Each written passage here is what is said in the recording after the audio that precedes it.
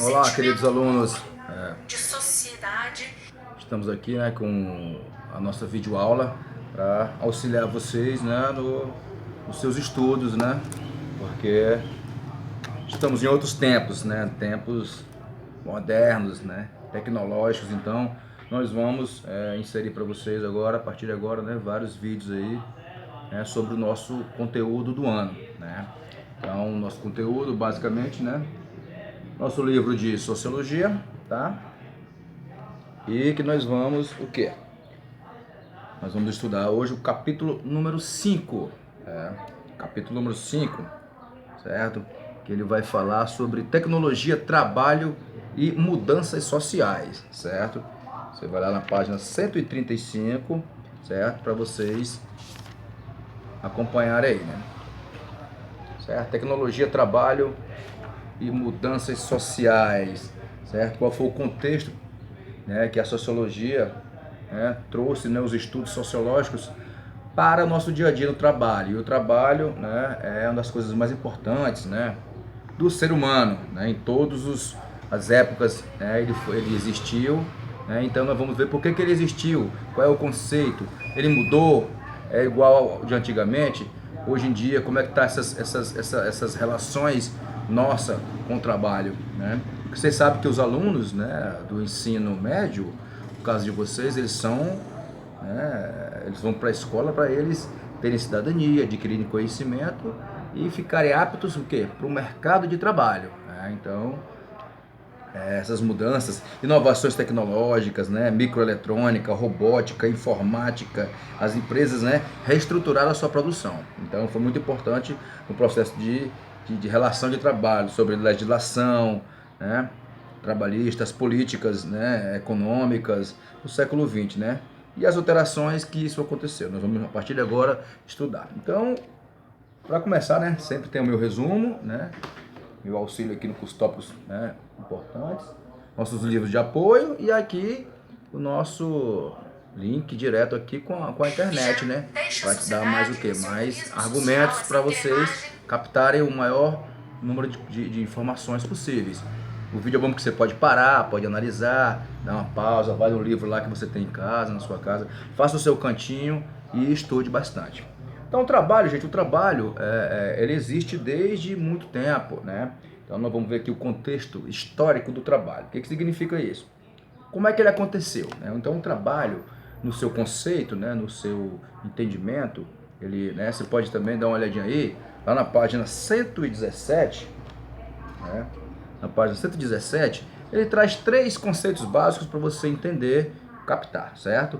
Do emprego, do trabalho e do desemprego. Só ok? Então, o emprego é aquele que se refere ao vínculo, né, de trabalho em qualquer tipo de atividade econômica, numa empresa. Ali é um emprego, você está sendo empregado, funcionário, formal ou regulamentado, né, ou informal, né, o seu emprego, não é isso? Onde você vai desempenhar algum papel. O trabalho é a atividade que vai transformar, né, isso, ou produzir algum tipo de bem, algum tipo de serviço, né, mediante o gasto de energia física, mental, né, isso do trabalhador. Então o trabalho é uma condição física, uma condição mental, é um esforço, né, suor. E o desemprego, né, que é a situação onde não existem vagas para todo mundo, né? Então, vocês estudam em casa bastante essa página 117 para vocês ficarem por dentro dos conceitos básicos.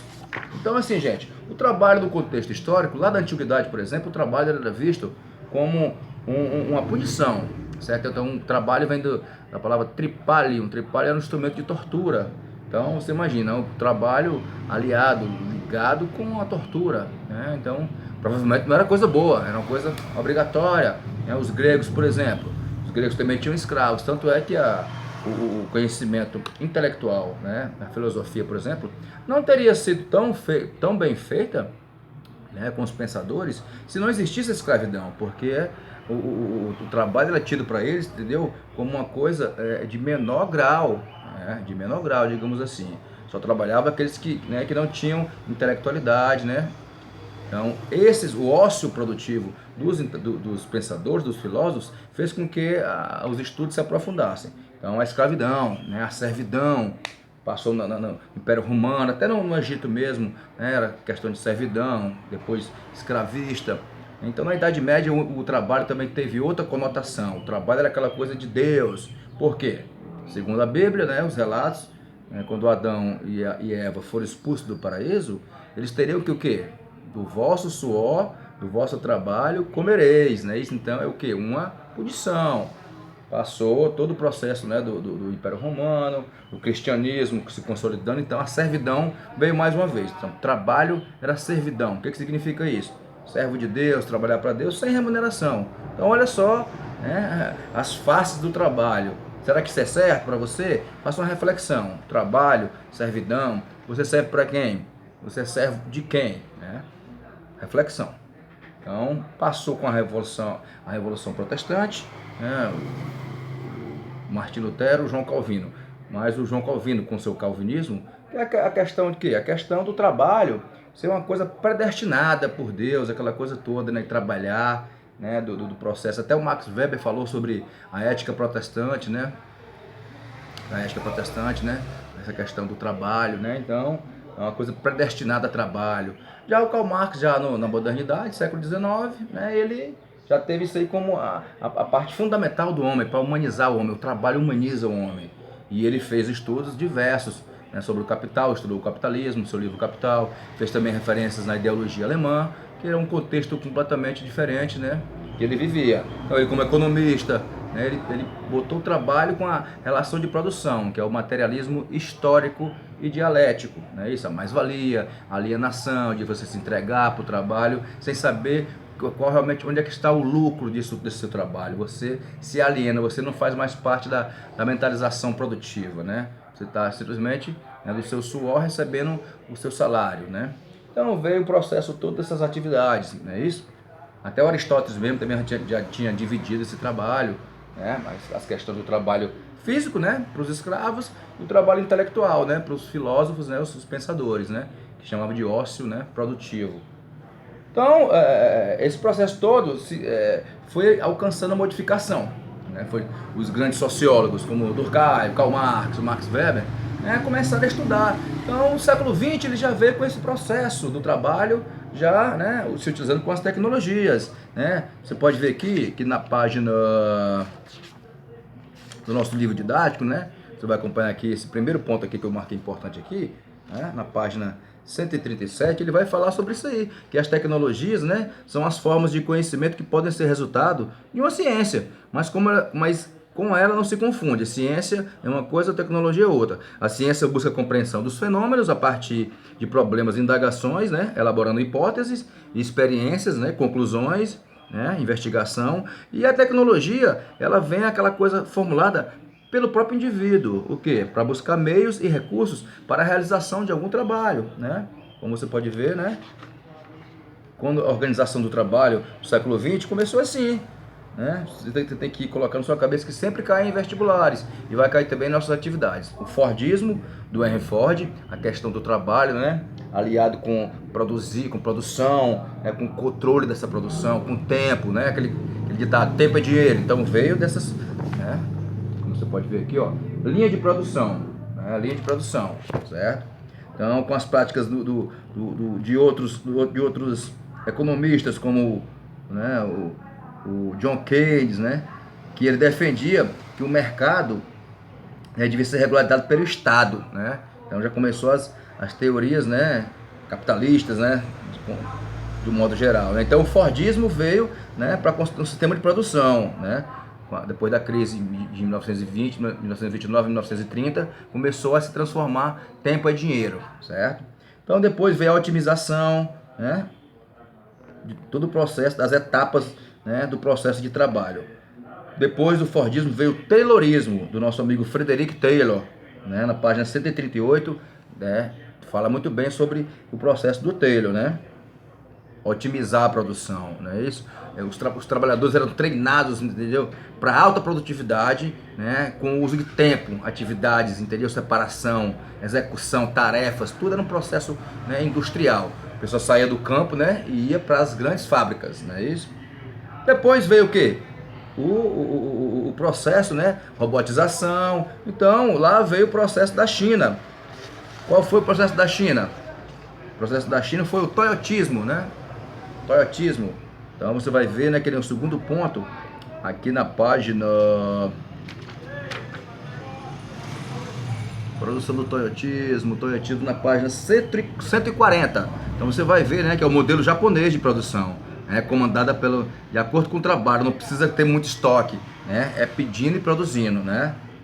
Um modelo bastante interessante, um modelo toyotista, né, que substituiu o Fordismo. Então é importante, Toyotismo, Taylorismo, Fordismo. Dê uma lida sobre isso aí, para você ter uma noção bacana sobre o processo, né, do trabalho, como é que ele foi crescendo, como é que ele tomou os valores, como é que apareceram vários outros pontos, como a produção enxuta, é isso, a reestruturação tecnológica, né, para produzir mais e mais, não é isso? Você vê aqui na página 143, 142, você vai ver várias características do sistema de produção, né, Fordista e Toyotista, tá? Dê uma olhadinha também nele também, que as atividades que vamos passar vai ser focada nesse processo, tá bom? Então, com o passar do tempo, veio a flexibilização, né, junto com o crescimento da sociedade, a organização, não é isso? Não dependia mais só do Estado, as empresas, né, estavam sendo mais flexíveis, né, aprimorando a logística, né, que é o processo de planejamento, de abastecimento, de entrega daquilo que era produzido, né, a logística. Então, mais um processo de crescimento do trabalho, potencialização, né? Então, com isso veio várias mudanças, né? Trabalho flexível, ultra flexível, nas páginas 144, 145, deu uma lida aí bastante para você ter uma noção, tá? Do liberalismo econômico, né? O neoliberalismo, que é a corrente política, né, e teórica econômica, né, da liberdade, né, dos indivíduos para produzir, para funcionar, né, o mercado, né? Capitalismo livre, não é isso? Né, das regras e regulamentações, né? O Estado não mais interferia. Então você tem que saber o que é neoliberalismo, liberalismo e neoliberalismo. Capitalismo, né? Quais são as diferenças? É importante isso. Cai muito em vestibular, tá? Certo? Então assim, no próximo vídeo, tá, gente? Nós vamos ver com mais profundidade esse trabalho no Brasil.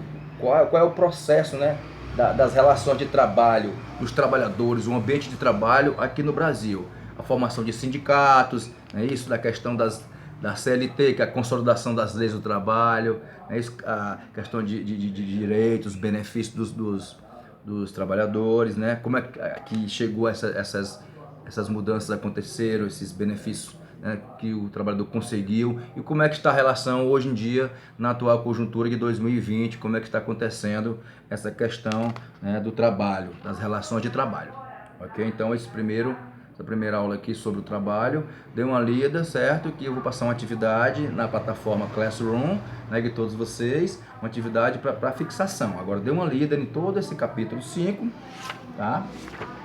Dê uma lida no capítulo, tá? Que na próxima aula nós vamos ver o trabalho no Brasil, ok? Para vocês, bons estudos, espero que vocês absorvam o maior número de conteúdo, ok, gente? Abraço.